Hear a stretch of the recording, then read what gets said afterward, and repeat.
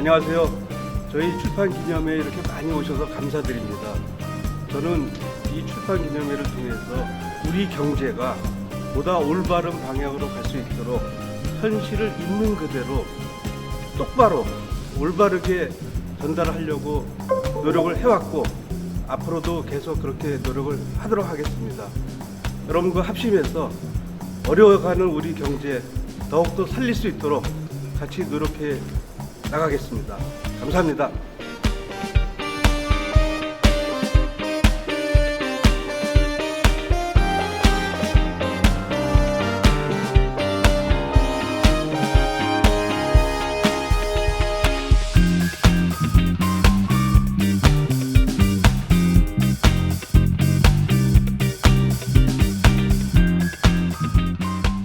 받아서 장 사장님이 전남 프로를 위해서 무척 애를 많이 썼습니다. 저가 지나치게 여러분이 들어보신 분도 있고 못 들은 분도 있는데 K-팩이라 해가지고 한미 공공정책 주소를 써주고 그리고 초대 한국자산관리공사 상장이었기 때문에 에 대해서 축사를 하게 된 것을 무한한 영광으로 생각합니다. 제가 말씀드릴 내용은 우선 장영철 박사님과 그다음에 어떻게 오늘 이 자리에 와서 우리 장영철 제게는 국장이라는 용어가 친숙하니까 장영철 국장님이라고요. 노동조합 위원장입니다. 오늘 평소 제가 존경하는 장영철 사장님 출판 기념회에 축사를 하게 돼서 영광입니다.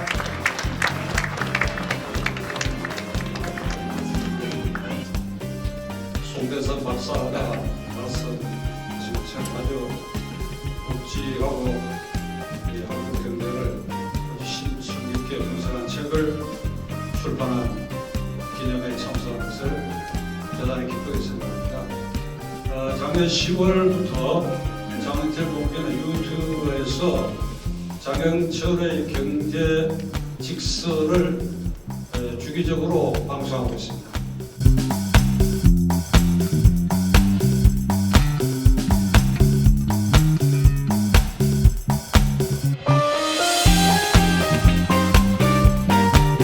보내주셨는데 한번 보시겠습니다.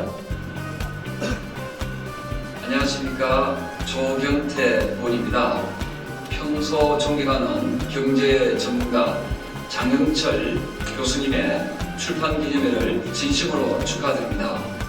요즘 바쁘신 가운데도 이렇게 많이 참석해 주셔서 정말 감사드립니다.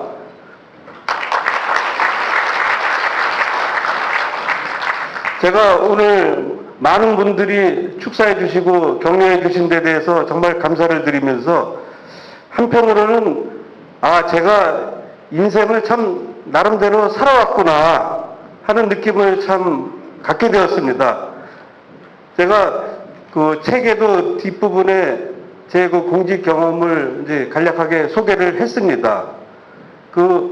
그런데 쭉 정리를 하면서 어떤 느낌을 가졌냐면은 이 각각의 경험들이 계속 연결이 되어서 간다는 느낌을 참 많이 받았습니다. 오늘 그 허경만 지사님, 먼저 그 허경만 도지사님 벌써 제가 뵌 지가 1996년이니까 꽤 오래됐고, 또 사실은 제가 전라남도가 고향도 아닌데 거기에서 저도 사실 떨리는 마음으로, 사실 잘 모르면은 떨리지 않습니까? 제 뒤에도 이제 강의 내용에도 이제 그런 부분을 좀 담았는데, 우리가 미래를 모를 때는 사실은 떨리게 되어 있습니다. 그런데 떨리는 곳에 갔는데 정말 훌륭하신 분이 그곳에 계셨습니다.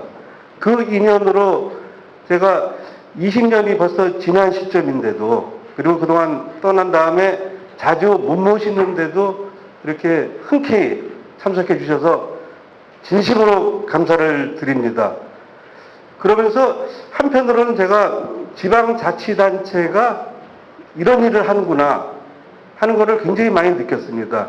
현장에서 도민들을 위해서 이러이러한 일들을 많이 해야 되는구나.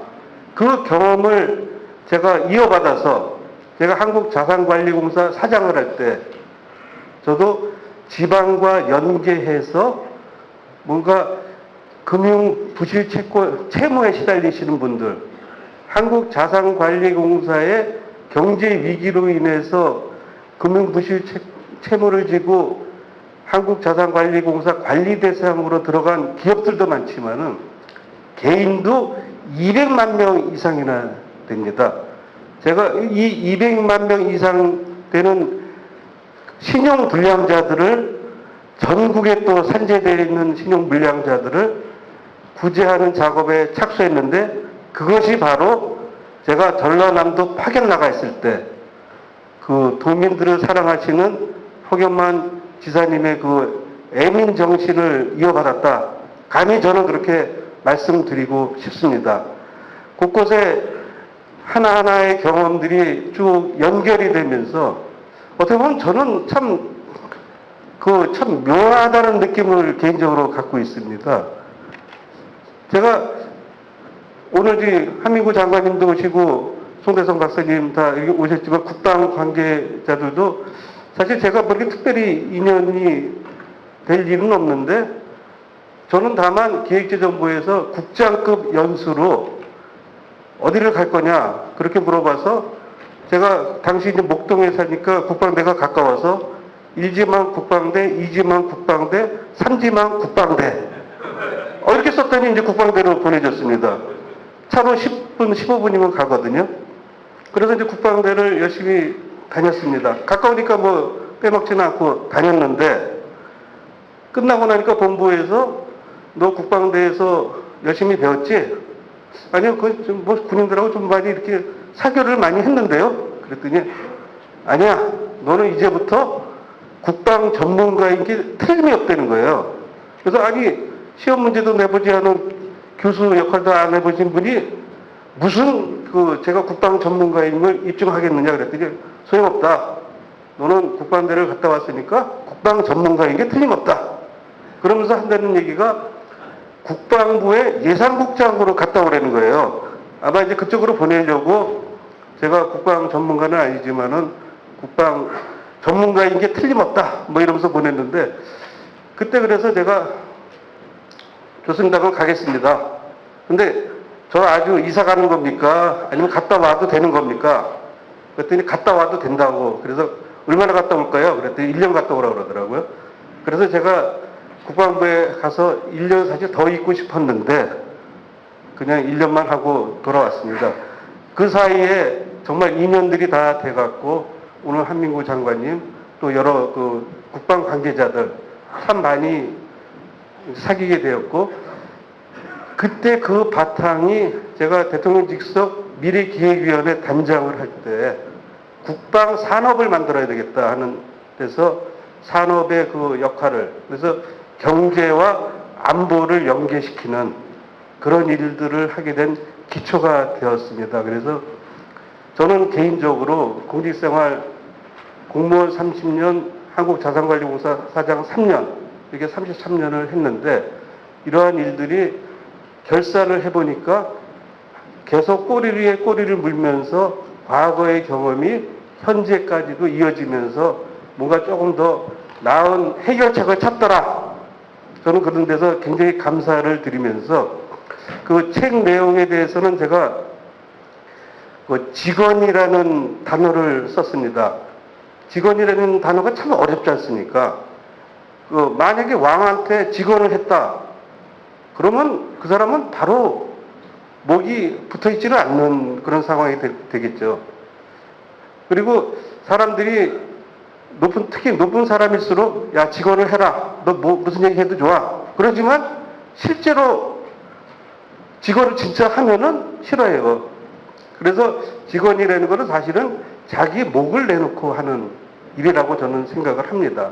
그런데 그래도 누군가는 해야 된다. 제 책 제목의 부제로 요즘 안녕하셨는지요? 이 경제 현실이 안녕하지 못하다고 느끼는 분들이 굉장히 많은데 이분들이 현실을 정확하게 알고 또 그 현실을 정확하게 아는 바탕 위에서 제대로 된 의사결정을 내려야 되는 것이 아닌가 하는 차원에서 그동안에 이런 여러 가지 글들을 모아서 쓴 것입니다. 이 책을 만든 것인데, 이 책은 내용이 상당 부분 작년 1년 동안 쓴 내용이 거의 3분의 2 정도 됩니다. 그래서 현실 경제를 제법 조명하는 그런 차원인데, 그래서 이런 차원에서 책의 배경을 간단히 말씀드리면서 결국 드리고 싶은 말씀은 뭐냐면은, 우리가 앞으로 살아가야 될 시간, 우리 아이들이 살아가야 될 시간, 또 이러한 시간을 위해서 우리는 얼마나 투자를 하고 얼마나 노력을 하는 건가. 그 노력을 우리는 이제라도 현실을 정확하게 진단을 하고 그 현실에 맞는 처방을 내릴 때가 왔다. 매번 그런 처방을 내려야 된다고 하지만은 실제로 보면은 그런 처방이 안 이루어진 경우가 거의 대부분이지 않습니까? 그리고 우리나라 현실이 굉장히 편가르기가 심해진 나라가 되는데, 이렇게 편가르기가 심해질 때 나라의 그 기반이 무너질 수가 있다. 그래서 우리는 미래를 향해서 어떤 형태든지 나가야 된다. 이런 차원에서 그 책 내용 플러스 미래 부분을 제가 간단히 정리를 했습니다. 시간이 많이 가서 많은 말씀을 못 드리겠습니다만은, 제가 생각하는 미래, 제가 어떻게 보면 한국자산관리공사가 경제 위기의 해결사 노릇을 한 조직, 그 조직이 어떻게 위기를 극복하는 건가, 그리고 이 위기가 어떤 형태로 우리한테 다가오고 그거를 극복하려면 어떻게 해야 되는 건가, 이런 부분에 대해서 굉장히 지금도 관심이 많고 앞으로 관심이 많은데, 이 부분에 대해서 제가 미래기획단장을 하면서 고민했던 부분하고 엮어서 간단히 소개를 드리겠습니다. 조금 시간이 많이 갔습니다만 좀 양해해 주시고 좀 설명을 좀 드리도록 하겠습니다.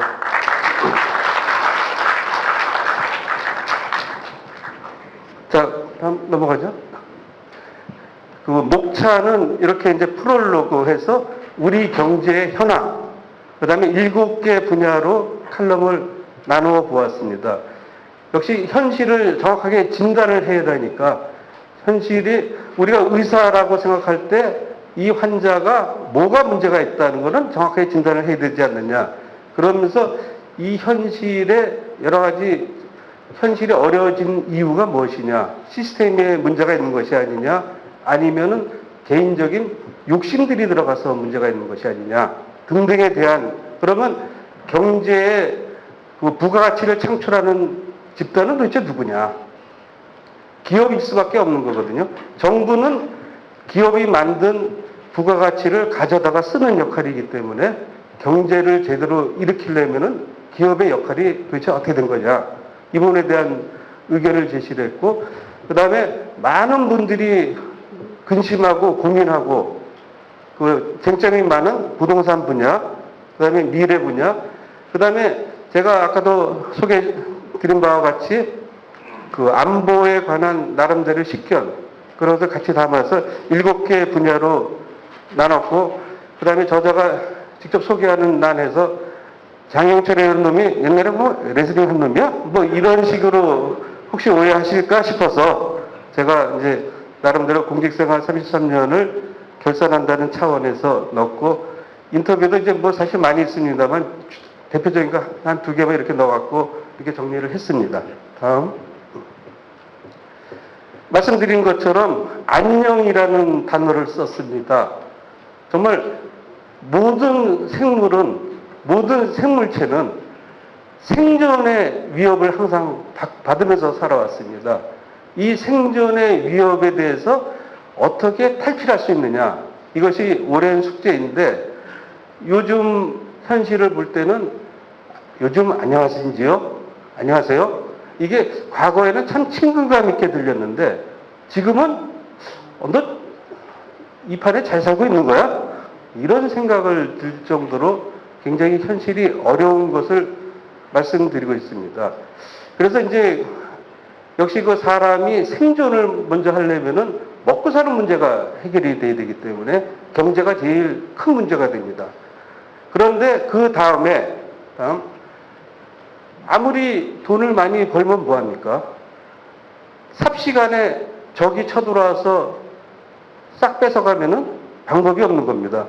우리가 오랫동안 잊고 사는 그 경제가 있습니다.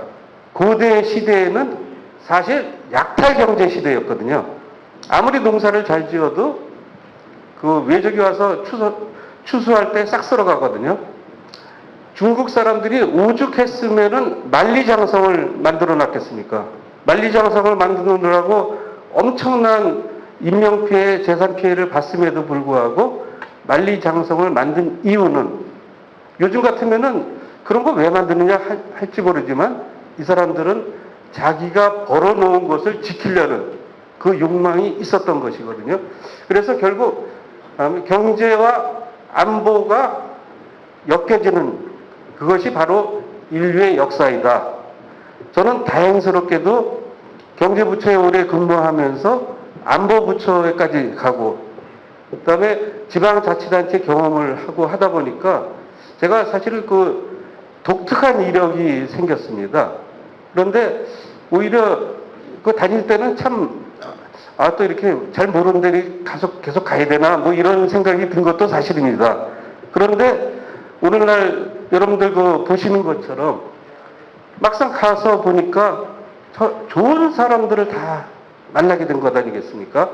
그분들의 그 지원과 격려 그런 것들이 하나의 그 전체 경험으로 저한테 남아있는 것에 대해서 저는 개인적으로 정말 감사드리고 또 이렇게 자리를 함께 해주신 모든 어르신들 정말 다시 한번 또 감사를 드리고자 합니다.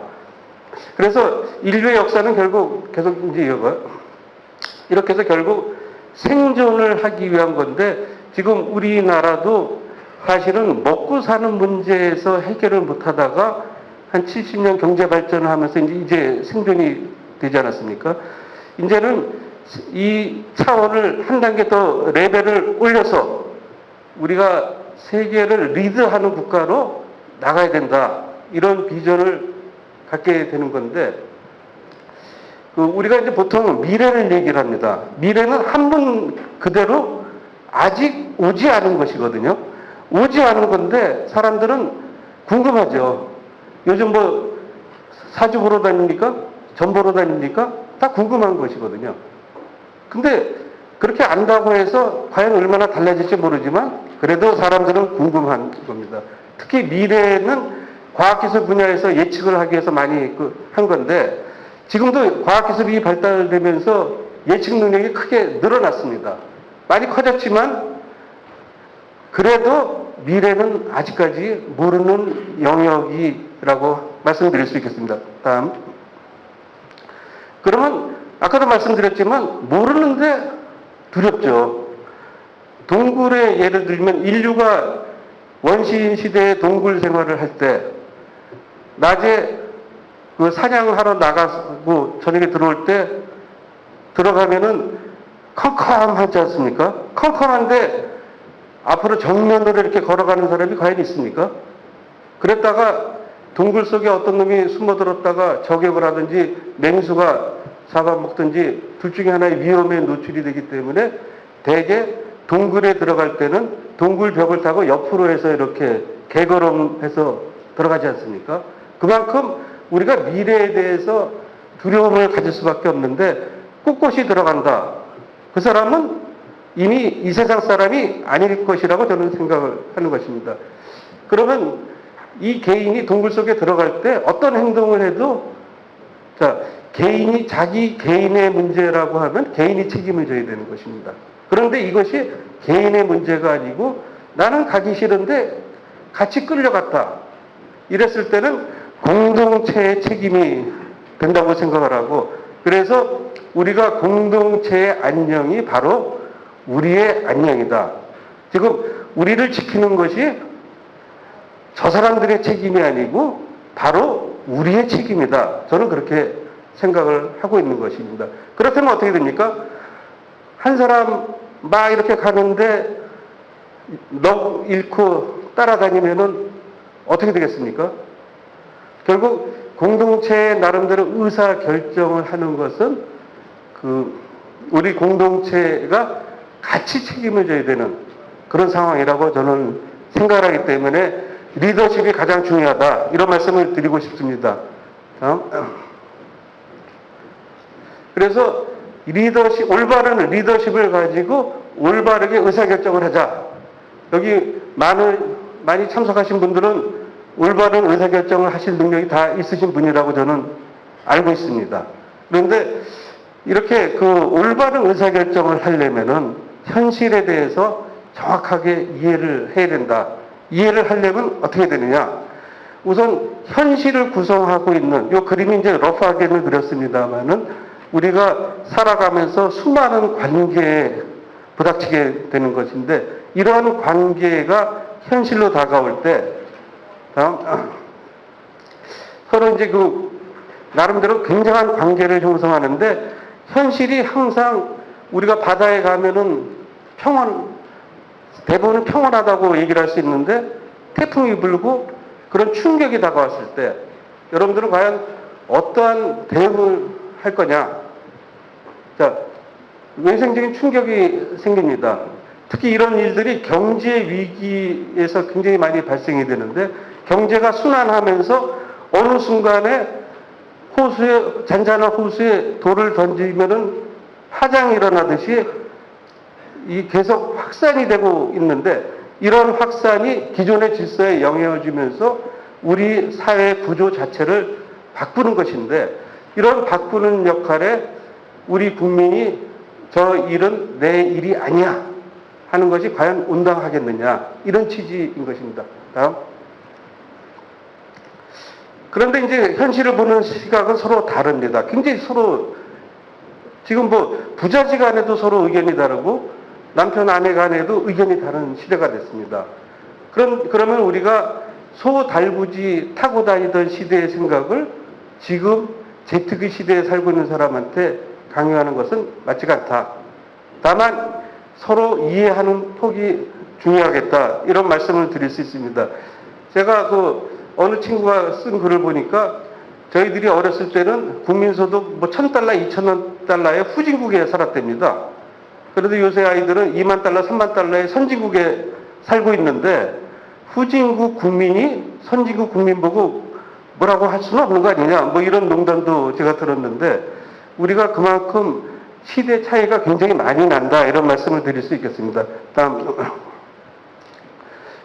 이게 이제 그래서 이 서로 시각이 다르기 때문에 보는 것이 달라지거든요. 시각이 다르면 보는 게 달라지는데 저는 이것을 이 색을 좀 늘려 그러다 그냥 이렇게 색이 있다고 보시고 약간 이제 다르게 보이는 그런 상황인데 그랬을 때 우리가 현실하고 전혀 다른 이 결정을 하면 어떡하느냐. 그러면 우리가 배를 타고 갔으면 선장이 현실하고 다른 결정을 하거나 비행기를 타고 갔는데 조종사가 현실하고 다른 의사결정을 할 때 우리 안녕을 위협할 수 있다. 그렇게 말씀드릴 수 있겠습니다. 다음. 그래서 아까 우리 정진영 초대 한국자산관리공사 사장님도 소개시켜드렸지만은 저도 사실 이 말씀을 되게 좋아합니다. 우리가 미래에 참 궁금하잖아요. 뭐든 알고 싶은데 우리가 알고 싶으면 알고 싶을수록 전부 혼란이 생길 수가 있다. 이게 정확하게 이해를 못하니까 차라리 우리가 만들어 나가자. 우리가 조금이라도 노력을 하면은 보다 좋은 사회가 될 수 있다. 개인의 삶도 보다 더 나아질 수 있다. 이런 얘기들을 하는 것인데 다음. 그래서 이러한 일들을 하기 위해서는 가장 필요한 것이 현실의 흐름을 정확하게 이해를 할 필요가 있겠다. 현실의 흐름을 이해하기 위해서는 아는 대로 보는 것처럼 아는 대로 현실을 그대로 이야기해 줄 수 있는 사람이 필요하다. 그래서 감히 제가 직원이라는 단어를 썼던 것입니다. 그래서 저는 이런 말씀을 또 드리고 싶어요. 그래, 현실 알았어. 근데 아까도 말씀드린 것처럼 현실을 얘기하는 것 자체가 굉장히 좀 어렵거든요. 그렇지만 누군가는 이거를 얘기를 해야 한다, 이런 생각을 저는 하고 있습니다. 감히 제가 이제 저도 그런 역할을 하겠다. 아무리 뭐 어쩌고저쩌고 해도 우리 배가 제대로 항로를 잡아가든지 비행기가 제대로 가려면은 우리가 그 역할을 좀 하겠다. 다만 이제 우리는 절대로 왜곡하지 않고, 물론 이제 보는 시각마다 다 다를 수는 있습니다만은 우리는 그런 역할을 할 수 있는 그동안의 트레이닝을 받은 사람이다. 그럼 국가로부터 그런 트레이닝을 받은 그 경험을 이제는 우리 국민을 위해서 쓰일 때가 오지 않았느냐, 이런 차원입니다. 그래서 결론적으로 우리 사회가 재도약하는 그런 계기가 되었으면 하는 마음에서 저희들이 사실 제가 이제 공직생활 33년 하면서 국가로부터 은혜를 참 많이 받았고 정말 훌륭하신 분들 많이 만나게 되었고, 또 공직 이후에도 또 우리 박찬종 변호사님 같은 훌륭하신 분들을 이렇게 또 함께 하게 돼서 개인적으로 굉장히 영광스럽게 생각하는데, 이러한 모여진 역량이 농축이 되면서 앞으로 향해 나갈 수 있는 로켓의 추진력, 그런 얘기 될 수 있도록, 뭐 겉으로 좋다가 아니고 실상은 이렇습니다, 이렇게 해야 합니다, 이런 역할을 할 수 있도록 여러분들께서 많이 도와주시고 성원해 주시면 대단히 감사하겠습니다. 이것으로 간단히 마치겠습니다. 감사합니다. 네, 감사합니다.